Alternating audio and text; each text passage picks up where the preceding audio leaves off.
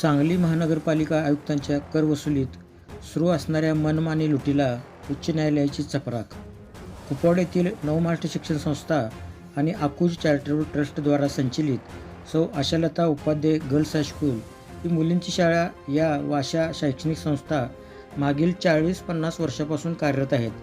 अशाच सांगलीमधील संस्थेमधून नुकताच मुंबई महानगरपालिका आयुक्तपदाचा पदभार स्वीकारलेल्या माननीय अश्विनी भिडे या देखील सांगली कुपवाड भागातीलच विद्यार्थिनी असल्याने त्यांचे सांगलीकर पालक विशेषत्वाने सांगलीच्या मुली आनंद आणि अभिमान व्यक्त करत असतानाच सांगली महानगरपालिका आयुक्तांनी महापालिका कर्मचाऱ्यांना सौ आशालता उपाध्याय गर्ल्स हायस्कूल या मुलींच्या शाळेमध्ये घुसवून चालू शाळेतील वर्गामधून शिक्षण घेणाऱ्या मुलींना बळजबरीने वर्गातून हुसकावून लावले.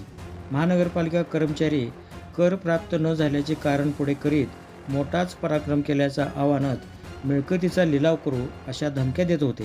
परंतु शिक्षण संस्थांनी ॲडव्होकेट अभिषेक फणसे आणि त्यांचे सहकारी यांच्यामार्फत मुंबई उच्च न्यायालयाच्या कोल्हापूर सर्किट बेंच समोर रीट याचिका दाखल केली. या सर्व गोष्टींचा गंभीर दखल घेऊन उच्च न्यायालयाने सर्व वर्ग खुले करण्याचे आणि पुढील आदेश येईपर्यंत कोणतीही बळजबरी कारवाई न करण्याचे सक्त आदेश पारित केले आहेत.